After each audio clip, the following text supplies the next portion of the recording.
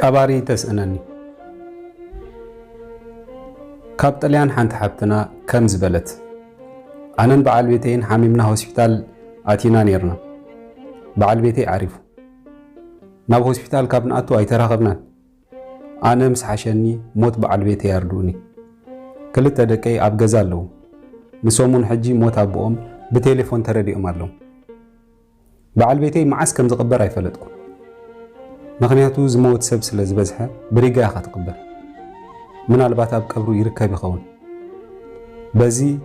ወሪዱ ዘሎ ሕማም ምክንያት ካብ 3 ወይ 4 ሰብ ንላዕሊ ኣብ ቀብሪ ኣይርከብን ቤተሰብካ ሞይትካ ክትቀብሮ ዘይምኽኣል ነዚ ዝገልጽ ቃላት የብለይ ምስ መቕርብካ ኮይንካ ምሕዛን ምጽንናዕ ከምዚ ኢሉ ዓዱ ክርሕቕ መን ሓሲብዎ ይፈልጥ ንሕና ሓበሻ ኩሉ ባህልና ምእካብ ሰላምታ መርዓ ቤተ ክርስቲያን መስጊድ ሓዘን ማሕበር ሕጂ የለን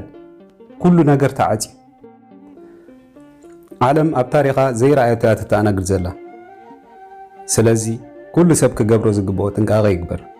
በብ ዘለና ሃይማኖት ኣበርቲዕና ንጸሊ